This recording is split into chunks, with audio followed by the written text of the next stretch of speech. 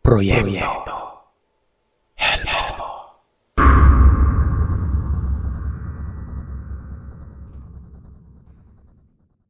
Itago mo na lamang ako sa pangalang Rosalia. Ang kwentong ibabahagi ko sa inyo nagsimula noong batang-bata pa ako. Nang maghalo-halo na sa isipan ko ang mga misteryosong kwento at pananampalataya ng mga magulang kong naniniwala sa espiritualidad.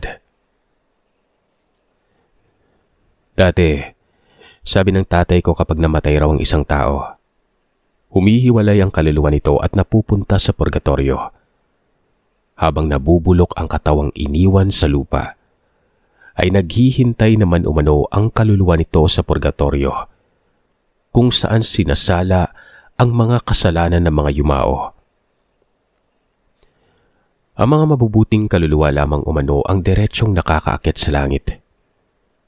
Yung mga masasama, pabulusok na sumasadsad sa kailaliman ng nagbabagang impyerno at panghabang buhay na nananaghoy ron, habang sinisilaban ng nagbabagang apoy bilang parusa sa mga kasalanang nagawa nila nung nabubuhay pa sa lupa. Iba naman ang paniniwala ng nanay ko. Ang kaluluwa ng isang tao ay humihiwalay sa katawang lupa nito kapag namatay at sumasanib sa bagong silang na sanggol. Nagkakaroon naman ito ng pag-asang mabuhay muli at tamain ang mga nagawang pagkakamali. Kapag muling namatay ang katawang sinaniban, ay lilipat na naman umano muli ang kaluluwa nito sa panibagong silang na nilalang. Paulit-ulit na proseso, walang patid na sirkulo, ang pagkamatay at muling pagkabuhay. Yun ang paniniwala ng nanay ko. Isang bagay na hindi ko pinaniniwalaan noon na ngayon ay lubos ko nang nauunawaan.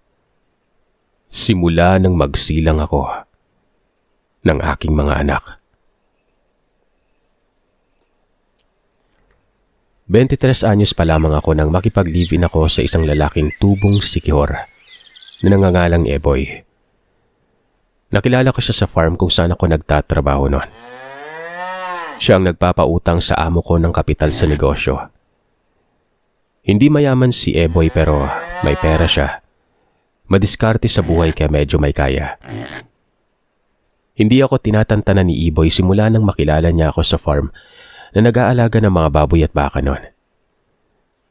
Sa loob ng 2 buwan lang, nakuha na niya kaagad ang loob ko. Magaling kasi magsalita si Eboy. Magaling mambola. Kaya naman hindi nakapagtataka na nabuntis niya ako kaagad.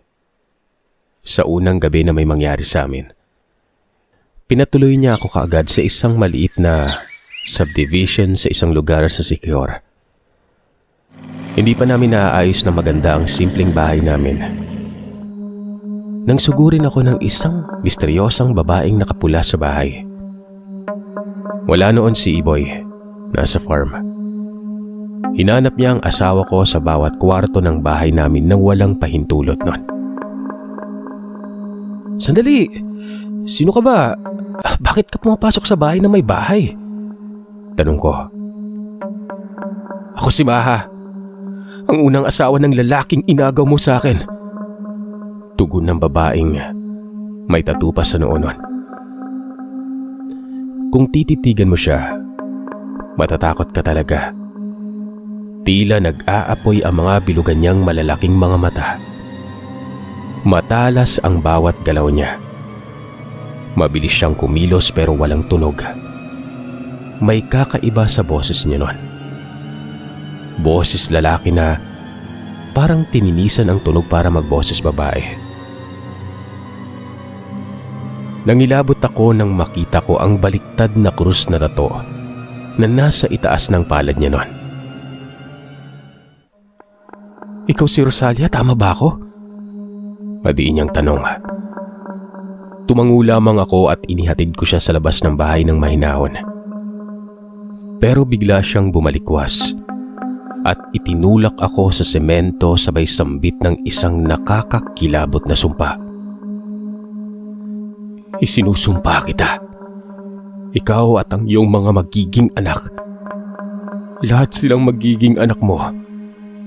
Isisilang silang kawangis namin. Sambit ng babae.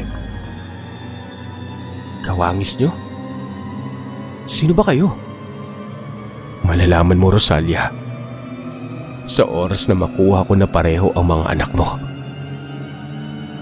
Yan ang mga huling binitawang salita ni Maha na nagmistulang mangkukulam sa mga binitawan niyang salita. Natakot ako noon. Noon lang ako sinugod ng kapwa ko babae ng ganon. May halong sumpa pa.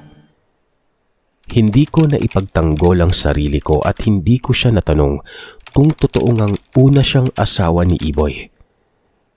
Para akong pinutulan ng dila at tinahi ang mga labi. Wala akong nasambit na kahit ano. Tumulo na lamang ang luha ko noon. Nanlambot ako at nahilo paglabas niya ng bahay. Naabutan na lamang ako ni Iboy na inaapoy ng lagnat ng gabing yon. Hindi nagtagal. Dumating na nga ang araw na nagbabago ng buhay naming mag-asawa. Saktong 9 na buwan, isinilang ko ang panganay kong anak. Sa bahay lamang ako ng anak nun, sa tulong ng hilot na kapitbahay namin na si Manang Bale. Inire ko ang una kong supling. Nang lumabas mula sa sinapupunan ko ang anak ko, napasigaw sina Manang Bale at Iboy. Mabilis na tumakbo papalabas ng bahay ang tatay ng anak ko. Kinabahan ako sa kinilos niya. Kaya kahit hirap na bumangon, pinilit kong umupo sa kama para kunin ang anak ko na nasa paanan ko noon. Nanlambot ako nang makita ko ang isinilang kong sanggol. Hindi ko alam kung tao o hayop yung umiiyak na nilalang sa paanan ko. Sa sobrang itim ng kulay nito, pahaba ang uso, na tila ba kawangis ng daga. May mga balahibo itong itim sa mukha, braso at mga hita. Hindi ganun kakapal. Isa lamang ang mata nito. Napakalaki pa. Kakaiba ang tunog ng pag-uha niya dahil parang winarat ang bibig nito sa sobrang laki. Pabilog ang kurbada ng kanyang likuran.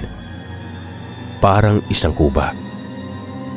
At nang hawakan ko na siya at yakapin papalapit sa dibdib ko, napansin kong 3 lamang ang mga daliri niya sa kanang kamay. 7 sa kaliwa. May butas sa dibdib na nagpapahirap sa kanyang huminga nun. Masakit mang tanggapin pero mistulang hayop ang anak kong babae.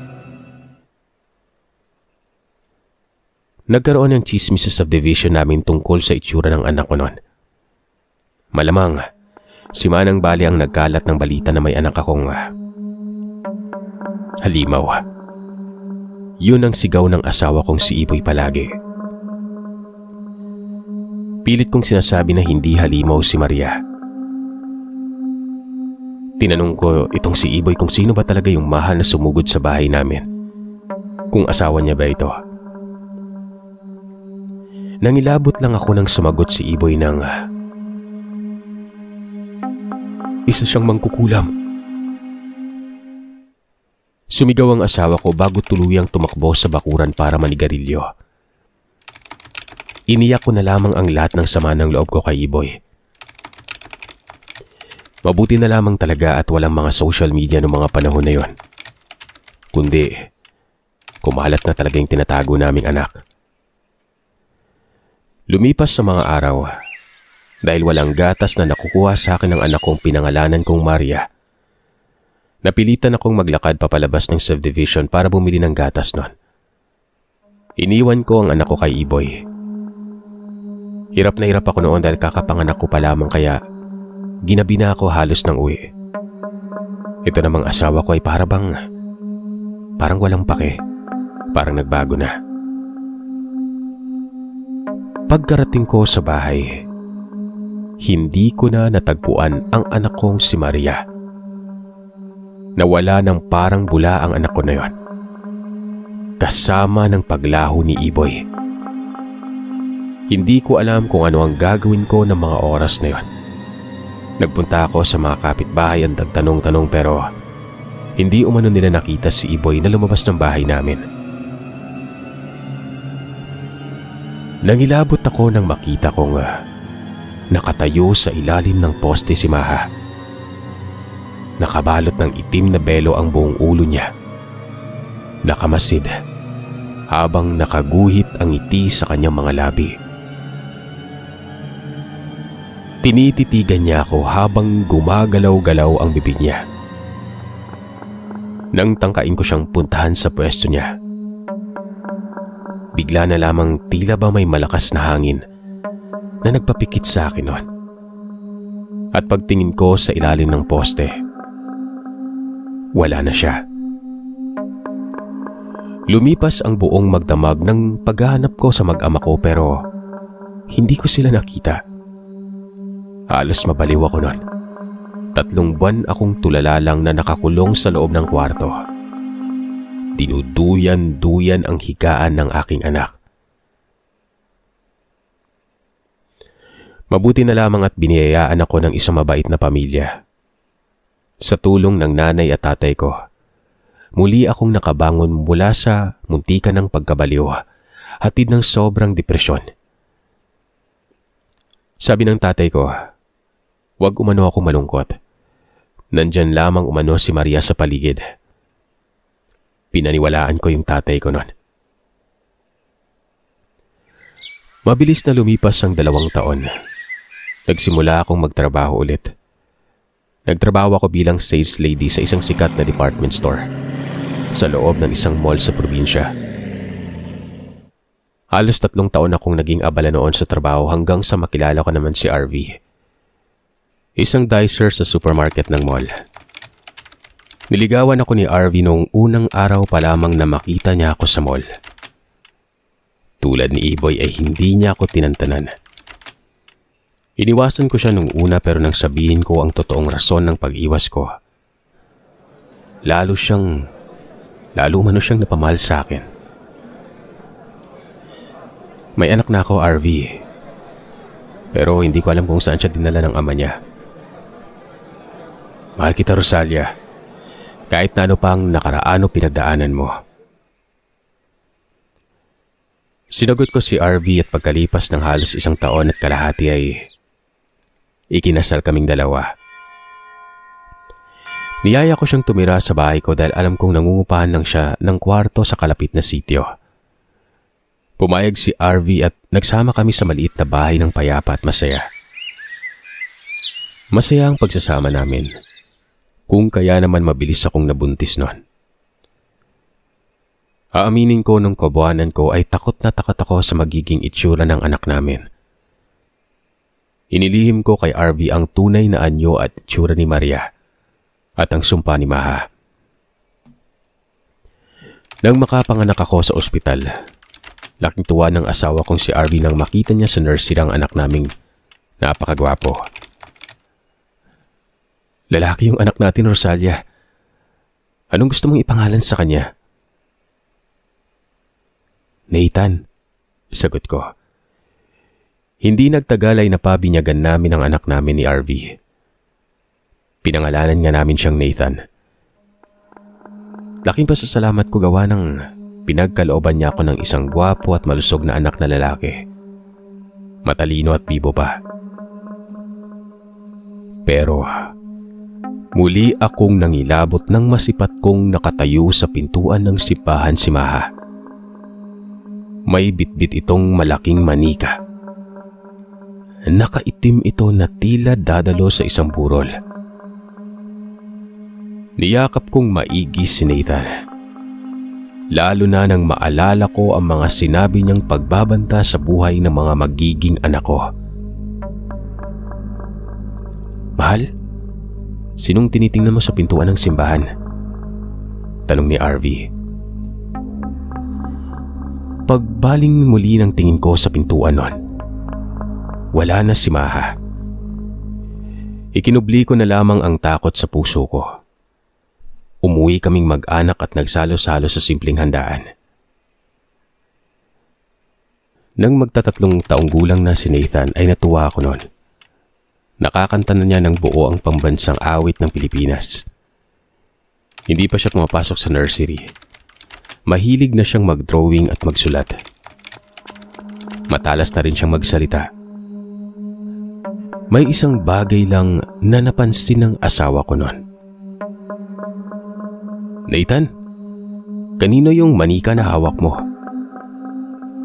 Sambit ng asawa ko sa anak namin. Kay Lily, sa kapitbahay. Sagot ng anak ko. Anak, hindi ka dapat naglalaro ng manika. Pambabae yan eh. Gusto ko ng manika, Papa. Bibilang kita ng robot, gusto mo?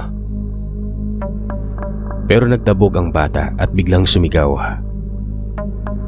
Ayoko, Papa. Gusto ko manika. Hindi namin binigyang pansin masyado noon ang bagay na yon bilang 3 taon pa lang si Nathan.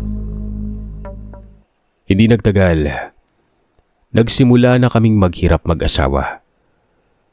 Napilitan akong tumigil sa pagtatrabaho noon bilang sales lady dahil walang mag-aalaga sa kanya. Naisipan na rin ng asawa kong si Arby na magtrabaho sa Qatar bilang driver. Hindi naglaon ay naiwan kaming mag-ina sa bahay.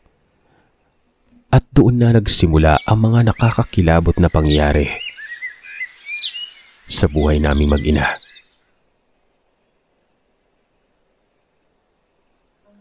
Isang gabi, pagod na pagod ako noon sa paglalaba. Magkatabi kaming humiga ng anak ko sa kama para matulog. Napapikit na ako noon dahil sa sobrang antok nang marinig ko siyang may kinakausap sa kisame. Maha? Maha? Anak, sino si Maha? Takot kong tanong sa sinabi niya. Itinuro niya lang ang kisame sa tawa ng malakas nun. Kinilabutan ako sa inasta ng anak ko. Wala namang tao sa kisame. Kaming dalawa lang sa kwarto. Hindi ko alam kung sino ang nakikita niya sa kisame pero kinilabutan ako ng sambitin niya ang pangalang Maha. Mas lalo akong kinilabutan ng dahan-dahan siyang lumipat sa paanan ko at doon natulog. Pinalipas ko na lamang ang naramdaman kong kaba ng gabi na yon pero aaminin ko na bigla kong naalala ang nawawala kong anak na si Maria. Pati na rin namang kukulam na yon. Lumipas pa ang ilang araw. Nakangiting pinakita sa akin ng anak ko ang dinrowing niya sa puting kaupon band. Halos mabaliw ako nang makita ko ang iginuhit niya. Drawing ito ng isang mistulang hayop na sobrang itim ng balat. Pahaba ang nguso na kawangis ng isang daga. May mga balahibong itim ito sa mukha, braso at mga hita. Isa lang ang mata nito. Napakalaki pa. Parang winarat ang bibig nito sa sobrang laki. Pabilog ang kurbada ng likuran ng drawing. Parang isang kuba. Napansin kong 3 lang ang mga daliri nito sa kanang kamay. 7 sa kaliwa. Hawak-hawak ng isang matangkad na babaeng nakaitim ang nilalang na ginuhit ng anak ko. Yung babae sa drawing na yon, may pangil. Nathan, anak, sino tong dinrawing mo? Sambit ko. Nakasulat sa likod, Mama. Binaliktad ko ang papel at napatili ako ng bahagya nang mabasa ko ang pangalan na sinulat ni Nathan. Maria. Tinanong ko kung sino si Maria. Tumawa lamang ng malakas si Nathan. Sabay nagwika ng, Ako, Mama. Ako si Maria. Hindi anak, hindi ikaw si Maria. Ikaw si Nathan. Nathan ang pangalan mo. Doon na ako nagsimulang matakot sa anak kong si Nathan. Sinulatan ko si RV sa Qatar para ipagbigay alam sa kanya ang nangyayari sa anak niya pero hindi siya naniniwala. Hanggang sa dumating ang araw na hindi ko inaasahan. Napilitan akong iwanan sa bahay nila Manang Bale. Nahilot si Nathan dahil kailangan kong kunin ang perang pinadala ng asawa ko. Palubog ng araw na makabalik ako sa bahay nila Manang Bale. Manang Baleng, kukunin ko na po si Nathan. O bakit kayo umiiyak? Malu, patawarin mo ako. Diyos ko, iniwanan ko lang sa kwarto ko kaninang hapon si Nathan. Pagbalik ko wala na. Hinanap ko na sa buong bahay hanggang sa mga kapitbahay pero wala ang anak mo. Nakalabas nang hindi ko namalayan. 6 na oras akong parang sisisa na naghanap sa nawawala kong anak. Naulit na naman ang nangyari noon sa pagkawala ng anak kong si Maria. Bumalik ako sa bahay para magpalit ng sapatos dahil nasira na ang suot kong sapin sa paa sa kakatakbo sa paghahanap noon. 12:00 na ng gabi noon nang maabutan ko sa gitna ng dilim ang kinatatakutan kong babae. Si Maha. Panahon na, Rosalia. Yun lang ang sinabi niya at bigla siyang tumakbo papalabas ng bahay. Hinabol ko siya pero hindi ko siya naabutan. Para akong siraulo na isinisigaw ang pangalan niya. Nang makaramdam ako ng pagod ay doon ko lang napagtanto na nakayapak pala ako. Umuwi ako agad sa bahay noon. At laking tuwa ko nang makita ko si Nathan. Nakatayo sa sala. Hinihintay ako. Niyakap ko ang anak ko at may hinahon na kinausap. Sa susunod, magpapaalam ka kung aalis ka. Tingnan mo ang itsura mo, basang-basa ka oh. Amoy dumi ka anak, saan ka ba nanggaling? Bakit puro dumi yung ulo mo? Mama, nakita ko na. Bulong ni Nathan sa akin noon. Nakita ang alin anak? Nagmamadali kong dinala si Nathan sa banyo. Hinubaran ko siya pero nakita kong wala na palang sabon kaya iniwan ko muna siya sandali para kumuha ng sabong mabango sa kusina. Pagbalik ko sa banyo, wala na ang anak ko. Pati ang damit na hinubad ko sa kanya, wala na rin. Nagtatatakbo ako papalabas para habulin si Nathan pero napatid ako sa nakabukas na butas ng Poso Negro. Wala nang takip nun. Nakatiwangwang na ang malaking butas nito. Kinilabutan ako ng matindi nang bumangon ako at sumilip sa madilim na butas ng Poso Negrong yon. Sa ilalim ng puting ilaw ng poste ay nakita ko ang anak kong si Nathan. Nakalubog sa gitna ng sandamakmak na dumi. Hindi gumagalaw. Parang patay. Nagsisisigaw ako sa paghingi ng saklolo. Nagkagulo sa lugar namin. Tinulungan ako ni Manang Bale at ng mga kapitbahay na kunin ang bangkay ni Nathan mula sa Poso Negro. Nang may ahon namin siya ay labis ang hilakbot ko nang makita ko siyang may hawak na kupas na lampin. Lampin ng sanggol. Lampin na suot ng anak kong si Maria nung araw na mawala siya sa bahay. Dala ng lukso ng dugo at kutob ng isang ina. Nagpatulong ako sa mga eksperto para sipsipin ang Poso Negro. Pagkatapos may alis ang mabahong tubig noon ay may nakita yung mga kalalakihan na maliliit na buto ng tao. Tansya nila, buto ito ng bagong silang na sanggol. Doon na pumasok sa isipan ko ang posibleng karumal-dumal na ginawa ni Iboy sa anak naming si Maria. Kung tama ang hinala ko, hinulog niya ito sa Poso Negro ng buhay. Hindi ko na nakumpirma pa ang totoo dahil hindi ko na nakita pa si Iboy magmula nun. Hindi ko malilimutan ang malagim na kahapon ko. Kahapon na nabubuhay pa rin minsan sa ngayon. Dati sabi ng tatay ko, kapag namatay umano ang isang tao, ang mga mabubuting kaluluwa lamang ang diretsyong nakakaakyat sa langit. Yung mga masasama, pabulusok na sumasadsad sa kailaliman ng nagbabagang impyerno at panghabang buhay na nananaghoy ron habang sinisilaban ng nagbabagang apoy bilang parusa sa mga kasalanang nagawa noong nabubuhay pa sa lupa.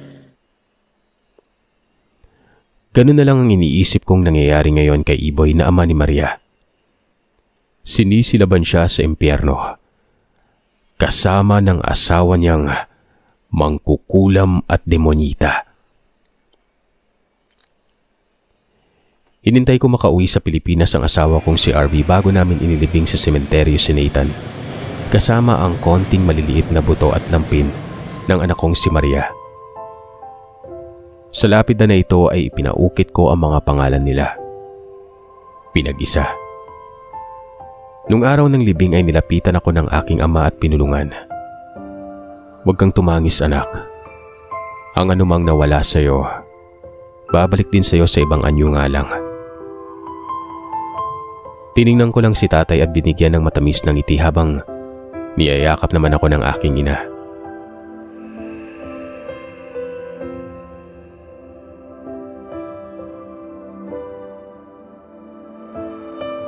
Sir Seth, ako po si Rosalia at yun ang kwento ng aking nakaraan.